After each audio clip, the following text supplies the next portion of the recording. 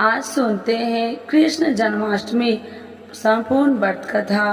तो एक बार बोलिए प्रेम से श्री कृष्ण भगवान की जय। वासुदेव श्री कृष्ण की जय। देवकी माता की जय। राधे कृष्ण भगवान की जय। कथा के अनुसार इंद्र ने कहा, हे मुनियों, श्रेष्ठ सभी शास्त्रों के ज्ञाता, हे देव, व्रतों में उत्तम उस व्रत को बताइए जिस व्रत से मनुष्य को मुक्ति लाभ प्राप्त हो तथा उस व्रत से प्राणी को भोग व मोक्ष की प्राप्ति हो जाए। इंद्र की बात को सुनकर नारद जी ने कहा, त्रेता युग के अंत में और द्वापर युग के प्रारंभ में समय के इन आदि कर्म को करने वाला कंस नाम का एक अत्यंत पापी दैत्य हुआ करता था। उस दुष्ट व दुर्वाचारी कंस की देवकी नाम की एक सुंदर बहन थी। देवकी के गर्भ से उत्पन्न 8वां पुत्र कंस का वध करेगा। नारद जी की बातें सुनकर इंद्र ने कहा, उस दुर्वाचारी कंस की कथा का विस्तार पूर्वक वर्णन कीजिए। क्या यह संभव है कि देवकी के गर्भ से उत्पन्न 8वां पुत्र अपने मामा कंस की हत्या करेगा? इंद्र की संदेह भरी बातें को सुनकर नारद जी ने कहा, हे आदित्य पुत्र इंद्र, एक समय की बात है, उस दुष्ट कंस ने एक ज्योतिषी से पूछा, मेरी मृत्यु किस प्रकार और किसके द्वारा होगी? ज्योतिषी बोले, हे दानवों में श्रेष्ठ कंस वासुदेव की पत्नी देवकी जो वाक्पदु है और आपकी बहन भी है, उसी के गर्भ से उत्पन्न उसका 8वां पुत्र जो कि शत्रुओं को भी पराजित कर इस संसार में कृष्ण के नाम से विख्यात होगा, वही एक समय सूर्योदय काल में आपका वध करेगा। ज्योतिष की बातें को सुनकर कंस ने कहा, देवेश, अब आप यह बताइए कि देवकी का 8वां पुत्र किस मास में किस दिन मेरा वध करेगा? ज्योतिषी बोले, हे महाराज, माघ मास की शुक्ल पक्ष की तिथि को 16 कलाओं से पूर्ण श्री कृष्ण से आपका युद्ध होगा। उसी युद्ध में वे आपका वध करेंगे। इसीलिए हे महाराज, आप अपनी रक्षा यत्न पूर्वक करें। इतना बताने के पश्चात नारद जी ने इंद्र से कहा, ज्योतिषी द्वारा बताए गए एक समय पर ही कंस की मृत्यु कृष्ण के हाथ निसंदेह होगी। अब इंद्र ने कहा, हे मुनि, उस दुर्वाचारी कंस की कथा का वर्णन कीजिए और बताइए कि कृष्ण का जन्म कैसे होगा तथा कंस की मृत्यु कृष्ण द्वारा किस प्रकार होगी। इंद्र की बात को सुनकर नारद जी ने पुनः कहना प्रारंभ किया। उस दुर्वाचारी कंस ने अपने एक द्वारपाल से कहा, मेरी इन प्राणों से प्रिय बहन की पूर्ण सुरक्षा करना। द्वारपाल ने कहा, ऐसा ही होगा। कंस के जाने के पश्चात उसकी छोटी बहन दुखित होते हुए जल लेने के बहाने घड़ा लेकर तालाब पर गई। उस तालाब के किनारे एक वृक्ष के नीचे बैठकर देवकी रोने लगी। उसी समय एक सुंदर स्त्री जिसका नाम यशोदा था, उसने आकर देवकी से प्रिय वाणी से कहा, हे देवी, इस प्रकार तुम क्यों विलाप कर रही हो? अपने रोने का कारण मुझसे बताओ। तब दुखी देवकी ने यशोदा से कहा, हे बहन, नीच कर्मों से आसक्त दुर्वाचारी मेरा ज्येष्ठ भ्राता कंस है। उस दुष्ट भ्राता ने मेरे कई पुत्रों का वध कर दिया है। इस समय मेरे गर्भ में 8वां पुत्र है, वह इसका भी वध कर डालेगा, क्योंकि मेरे ज्येष्ठ भ्राता को यह भय है कि मेरे 8वें पुत्र से उसकी मृत्यु अवश्य होगी। देवकी की बातें सुनकर यशोदा ने कहा, हे बहन, विलाप मत करो, मैं भी गर्भवती हूँ। यदि मुझे कन्या हुई तो तुम अपने पुत्र के बदले उस कन्या को ले लेना। इस प्रकार तुम्हारा पुत्र कंस के हाथों मारा नहीं जाएगा। तदंतर कंस ने अपने द्वारपाल से पूछा, देवकी कहाँ है? इस समय वह दिखाई नहीं दे रही है। तब द्वारपाल ने कंस से नम्रता वाणी ने कहा, हे महाराज, आपकी बहन जल लेने तालाब पर गई हुई है। यह सुनते ही कंस क्रोधित से हो उठा और उसे द्वारपाल को उसी स्थान पर जाने को कहा जहां वह गई हुई है। द्वारपाल की दृष्टि तालाब के पास देवकी पर पड़ी। तब उसने कहा कि आप किस कारण से यहाँ आई है। उसकी बातें सुनकर देवकी ने कहा, मेरे घर में जल नहीं था, मैं जल लेने जलाशय पर आई हूँ। इसके पश्चात देवकी अपने घर की ओर चली गई। कंस ने पुनः द्वारपाल से कहा कि इस घर में मेरी बहन की तुम पूर्णतः सुरक्षा करो।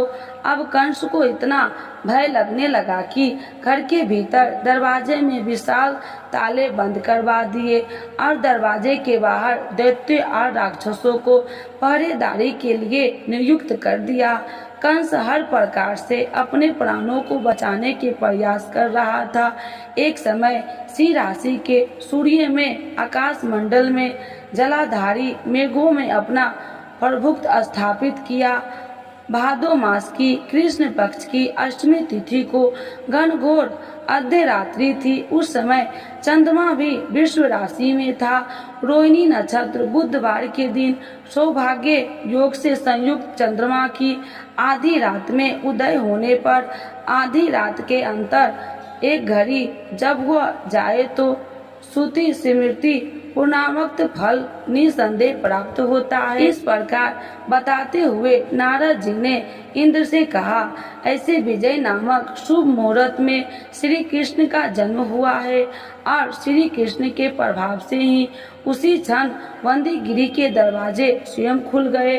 द्वार पर पहरा देने वाले पहरेदार राक्षस सभी मूर्छित हो गए। देवकी ने उसी क्षण अपने पति वासुदेव से कहा, हे स्वामी, आप निद्रा का त्याग करें और मेरे इस पुत्र को गोकुल में ले जाए और वहाँ इस पुत्र को नंद गोप की धर्म पत्नी यशोदा को दे दे। उस समय यमुना जी पूर्ण रूप से बाढ़ग्रस्त थी, किंतु जब वासुदेव जी बालक श्री कृष्ण को सूप में लेकर यमुना जी को पार करने के लिए उतरे, उसी क्षण बालक के चरणों का स्पर्श होते ही यमुना जी अपने पूर्व स्थिर रूप में आ गई।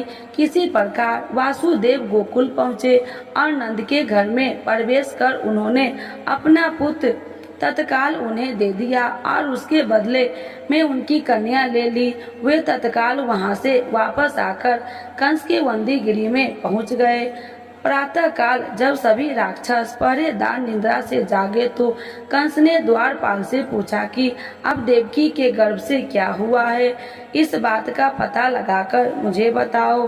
द्वारपाल ने महाराज की आज्ञा को मानते हुए कारागार में जाकर देखा तो वहां देवकी की गोद में एक कन्या थी, जिसे देखकर द्वारपालों ने कंस को सूचित किया, किंतु कंस को तो उस कन्या से भय होने लगा। अतः वह स्वयं कारागार में गया और उसने देवकी की गोद से कन्या को झपेट लिया और उसे एक पत्थर की चट्टान पर पटक दिया, किंतु वह कन्या विष्णु की माया से आकाश की ओर चली गई और अंतरिक्ष में जाकर विद्युत के रूप में प्रवाहित हो गई। उसने आकाशवाणी कर कंस से कहा, हे दुष्ट, तुझे मारने वाला गोकुल में नंद के घर में उत्पन्न हो चुका है और उसी से तेरी मृत्यु सुनिश्चित है। मेरा नाम तो वैष्णवी है, मैं संसार के कर्ता भगवान विष्णु की माया से उत्पन्न हूँ। इतना कहकर वह स्वर्ग की ओर चली गई। वह आकाशवाणी को सुनकर कंस क्रोधित हो उठा।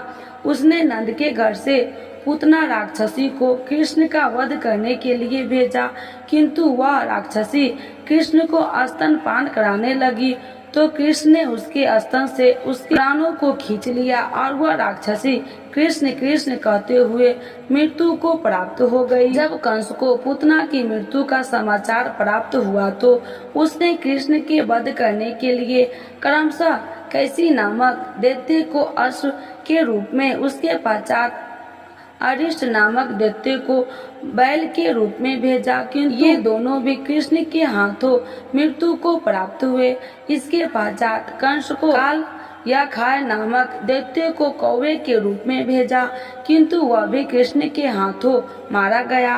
अपने बलवान राक्षसों की मृत्यु के आघात से कंस अत्यधिक भयभीत हो गए। उसने द्वारपालों को आज्ञा दी कि नंद को तत्काल मेरे समक्ष उपस्थित करो। द्वारपाल नंद को लेकर जब उपस्थित हुए तब कंस ने नंद से कहा कि यदि तुम्हें अपने प्राणों को बचाना है तो पराजित से पुष्प ले जाओ, यदि तुम नहीं लाए तो तुम्हारा वध निश्चित है। कंस की बातों को सुनकर नंद ने ऐसा ही होगा कहा और अपने घर की ओर चल गए। घर आकर उन्होंने संपूर्ण वृत्तांत अपनी पत्नी यशोदा को सुनाया, जिसे श्री कृष्ण भी सुन रहे थे। एक दिन श्री कृष्ण अपने मित्रों के साथ यमुना नदी के किनारे गेंद खेल रहे थे और अचानक स्वयं ने ही गेंद को यमुना में फेंक दिया। यमुना के गेंद फेंकने का मुख्य उद्देश्य यही था कि वे किसी प्रकार के पराजित पुष्पों को ले आए। अतः वे कदम के वृक्ष पर चढ़कर यमुना में कूद पड़े।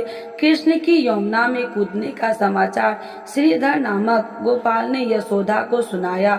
यह सुनकर यशोदा भागती हुई यमुना नदी के किनारे आ पहुंची और उसने यमुना नदी की प्रार्थना करते हुए कहा, हे यमुना, यदि मैं बालक को देखूंगी तो भाद्रपद मास की रोहिणी युक्त अष्टमी का व्रत अभ्यास करूंगी, क्योंकि दया दान सज्जन प्राणी ब्राह्मण कुल में जन्म, रोहिणी युक्त अष्टमी, गंगा जल एकादशी, गाय श्रद्धा और रोहिणी व्रत ये सभी दुर्लभ है। हजारों अश्वमेघ यज्ञ, सहस्त्र राजसूत्र यज्ञ, दान तीर्थ और व्रत करने से जो फल प्राप्त होता है वह सब कृष्ण अष्टमी के व्रत करने से प्राप्त हो जाता है। यह बात नारद ऋषि ने इंद्र से कही।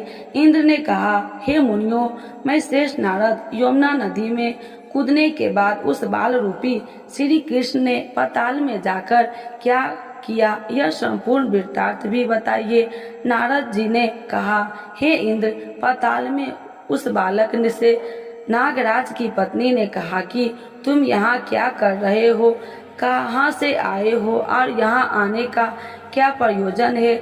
नाग पत्नी बोले, हे कृष्ण, क्या तूने धूर्त क्रीड़ा की है जिसमें अपना समस्त धन हार गया है? यदि यह बात ठीक है तो ककर मुकट और मुनियों का हार लेकर अपने घर में चले जाओ, क्योंकि इस समय मेरे स्वामी शयन कर रहे हैं। यदि वे उठ गए तो वे तुम्हारा भक्षण कर जाएंगे।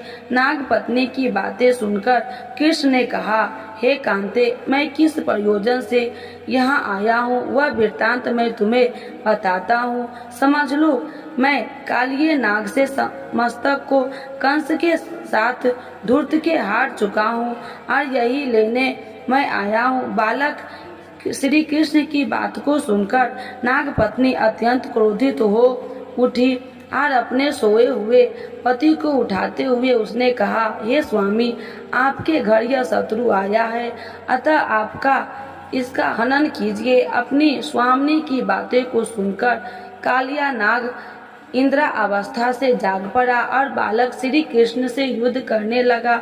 इस युद्ध में कृष्ण का मूर्छा आ गया। उसी मूर्छा को दूर करने के लिए उन्होंने गरुड़ का स्मरण किया।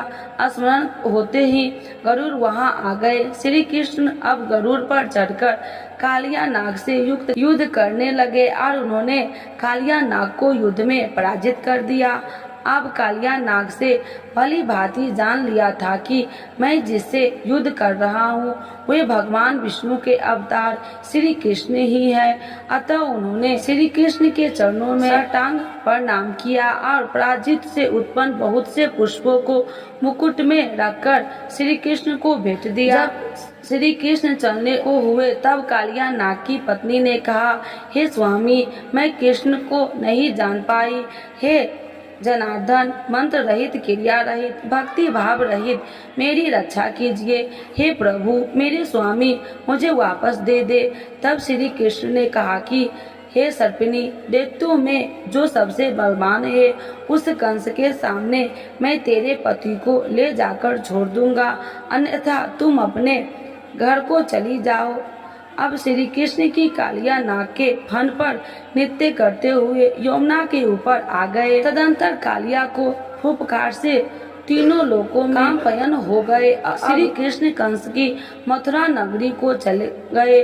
वहाँ कमल पुष्पों को देखकर यमुना के मध्य जलाशय में वह कालिया सर्प भी चला आया। इधर कंस की विस्मित हो गए तथा श्री कृष्ण प्रश्नचित्त होकर गोकुल लौट आए। उनके गोकुल आने पर उनकी माता यशोदा ने विभिन्न प्रकार के उत्सव किए। अब इंद्र ने नारद जी से पूछा, हे महामुने, संसार के प्राणी बालक श्री कृष्ण के आने पर अत्यधिक आनंदित हुए। आखिर श्री कृष्ण ने क्या क्या चरित्र किया है, यह सब आप मुझे बताने की कृपा करें। नारद जी ने इंद्र से कहा, मन को हरने वाला मथुरा नगर यमुना नदी के दक्षिण भाग में स्थित है। वहाँ कंस का महाबलशाली भाई चारुन रहता है। उस चारुन ने श्री कृष्ण के मल्ल युद्ध की घोषणा की है। वे, हे इंद्र, श्री कृष्ण एवं चारुन का मल्ल युद्ध अत्यंत आश्चर्यजनक था। चारुन की अपेक्षा श्री कृष्ण बाल रूप में थे। मेरी शंख और मृदक के शब्दों के साथ कंस और कैसी इस युद्ध को मथुरा की जन सभा को मध्य में देख रहे थे। रंगशाला के आखिरे में चरुन, मिष्टिक, सल, तोसल आदि बड़े बड़े भयानक पहलवान दंगल में के लिए प्रस्तुत थे। महाराज कंस अपने बड़े बड़े नागरिकों तथा मंत्रियों के साथ उच्च मंच पर विराजमान थे। रंगशाला में प्रवेश करते ही श्री कृष्ण ने अनायास की धनुष को अपने बाएं हाथों से उठा लिया। पलक झपकते ही सबके सामने उसकी डोरी चढ़ा दी और डोरी को ऐसे खींचा कि वह धनुष भयंकर शब्द करते हुए टूट गया। धनुष की रक्षा करने वाले सारे सैनिक को दोनों भाइयों ने ही मार गिराया। लाल पीड़ा का वध कर श्री कृष्ण ने उसके दोनों हाथों को उखाड़ लिया और उसके महावत एवं अनेक दुष्टों का संहार किया। कुछ सैनिक भाग खड़े हुए और महाराज कंस को सारी सूचनाएं दी तो कंस ने क्रोध से दांत पीसते हुए चारुन मुष्टि को शीघ्र ही दोनों बालकों का वध करने के लिए इंगित किया। इतने में श्री कृष्ण एवं बलदेव अपने अंगों पर खून के कुछ छींटे धारण किए और हाथी के विशाल दांतों को अपने कंधे पर धारण किए। श्री शावक की भाली मुस्कुराते हुए अखाड़े में समीप पहुँचे। चारुन और मुष्टिक के उन दोनों भाइयों को मल्ल युद्ध के लिए ललकारा। नीति विचारक श्री कृष्ण ने अपने समान आयु वाले मल्ल से लड़ने की बात कही, किंतु चारुन ने श्री कृष्ण को और मुष्टि को बलराम जी को बड़े दर्प से महाराज कंस का मनोरंजन करने के लिए ललकारा। श्री कृष्ण बलराम तो ऐसे चाहते थे कि इस प्रकार मल्ल युद्ध प्रारंभ हो गया। वहां पर बैठी हुई पूरी स्त्रियां अनीतिपूर्ण मल्ल युद्ध को देखकर वहां से उठकर चलने को उधर हो गई। श्री कृष्ण रूप माधुरी का दर्शन कर कहने लगे कि अहो, सच पूछो तो ब्रजभूमि भी परम पवित्र और धन्य है। वहाँ परम पुरुषोत्तम मनुष्य के वेश में छिपकर रहते हैं। देव महादेव शंकर और लक्ष्मी जी जिनके चरण कमल की पूजा करते हैं, वे ही प्रभु वहाँ रंग बिरंगे पुष्पों की माला धारण कर गौओं के पीछे पीछे सखाओं और बलराम जी के साथ बांसुरी बजाते और नाना प्रकार की क्रियाओं करते हुए आनंद से विचरण करते हैं। श्री कृष्ण के इस रूपम धूम्रिया का आश्रयदान केवल व्रजवासियों एवं विषय कर गोपियों के लिए ही सुलभ है। जहाँ की मूल्य सुख सारी गौवे बछड़े तथा नदी सभी धन्य है।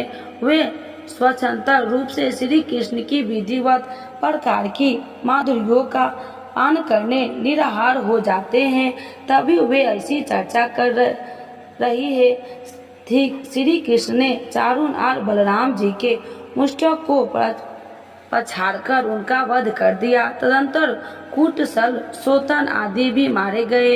इतने में कंस ने क्रोधित होकर श्री कृष्ण बलदेव और नंद वासुदेव सबको बंदी बनाने के लिए आदेश दिया। सबके देखते देखते बड़े वेग से उछलकर श्री कृष्ण उसके मंच पर पहुंचे गए और उसकी चोटी पकड़कर नीचे गिरा दिए।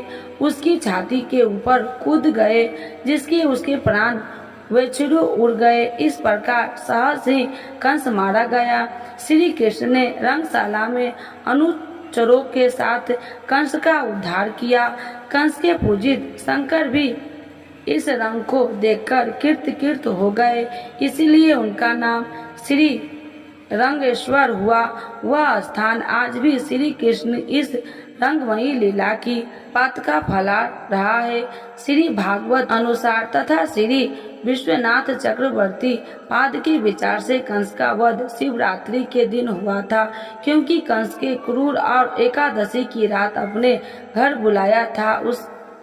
उसने मंत्रणा की थी कि श्री कृष्ण ने अपने पैरों को चारुन के गले में फंसाकर उसका वध कर दिया। चारुन की मृत्यु के पश्चात उसका मल्ल युद्ध कैसी के साथ हुआ। इसी क्षण श्री कृष्ण ने गरुड़, बलराम तथा सुदर्शन चक्र का ध्यान किया, जिसके परिणाम स्वरूप बलदेव जी सुदर्शन चक्र लेकर गरुड़ पर आरूढ़ हो गए। उनके आता देख बलराम श्री कृष्ण के सुदर्शन चक्र को उनसे लेकर स्वयं गरुड़ की पीठ पर बैठकर न जाने कितने राक्षसों और दैत्यों का वध कर दिया, कितने को शरीर अंग भंग कर दिया। इस युद्ध में श्री कृष्ण और बलदेव ने असंख्य दैत्यों का वध किया। बलराम जी ने अपने आयुध शस्त्र हल से और श्री कृष्ण सुदर्शन चक्र से माघ मास की शुक्ल पक्ष की 7वीं को विशाल दैत्य के समूह को सर्वनाश किया।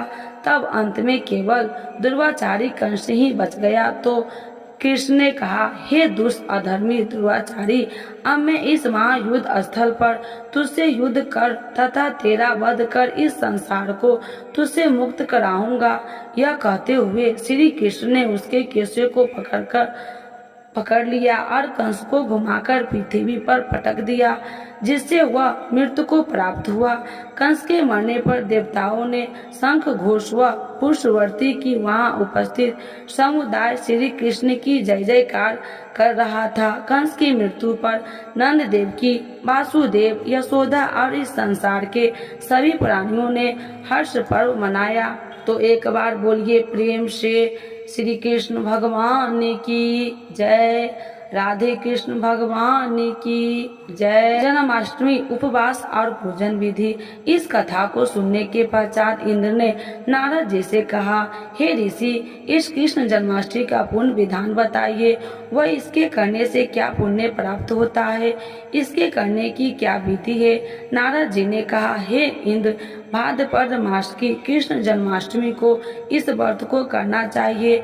इस दिन ब्रह्मचर्य आदि नियमों का पालन करते हुए श्री कृष्ण का स्थापना करना चाहिए। सर्वप्रथम श्री कृष्ण की मूर्ति स्वर्ण कलश के ऊपर स्थापित कर चंदन, धूप, पुष्प, कमल पुष्प आदि से श्री कृष्ण की प्रतिमा को वस्त्र से वेष्टित कर विधि पूर्वक आचरण करे। क्रोचित छोटी पीतल और सौठ को श्री कृष्ण के आगे अलग अलग रखे। इसके पश्चात भगवान विष्णु के 10 रूपों को देवकी सहित स्थापित करे। हरि सानिध्य के भगवान विष्णु के 10 अवतारों गोपिका, यशोदा, वासुदेव, नंद, बलदेव, देवकी, गायों, वत्स, कालिका, यमुना नदी, गोपगंग और गोप पुत्रों का पूजन करे।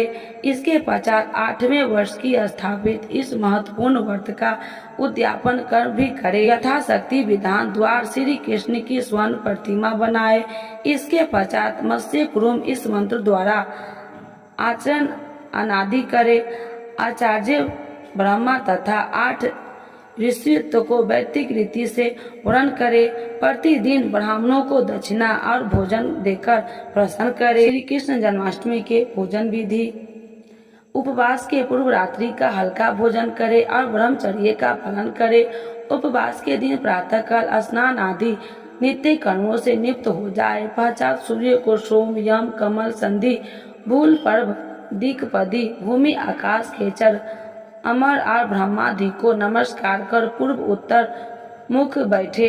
इसके बाद जल फल कुश और गंध लेकर संकल्प करे। अब मध्याह्न के समय काले तिल जल से स्नान करे। देवकी जी के लिए सूतिका गृह नियम करे। तत्पश्चात भगवान श्री कृष्ण की मूर्ति या चित्र स्थापित करे। मूर्ति ने बालक श्री कृष्ण को स्थापना कराती हुई देवकी हो और लक्ष्मी जी के उनके चरणों में स्पर्श किए हो अथवा ऐसे भाव से इसके बाद विधि विधान से पूजन करे। पूजन में देवकी वासुदेव बलदेव नंद यशोदा लक्ष्मी कृष्ण जन्माष्टमी के पूजन का फल जो व्यक्ति जन्माष्टमी के व्रत को करता है वह ऐश्वर्य और मुक्ति को प्राप्त करता है। आयु कीर्ति यश लाभ पुत्र व पौत्र को प्राप्त कर इसी जन्म को सभी प्रकार के सुखों को भोगकर अंत में मोक्ष को प्राप्त होता है। जो मनुष्य भक्ति भाव से श्री कृष्ण की कथा को सुनते या पढ़ते हैं उनके समस्त पाप नष्ट हो जाते हैं, वे उत्तम गति को प्राप्त होते हैं।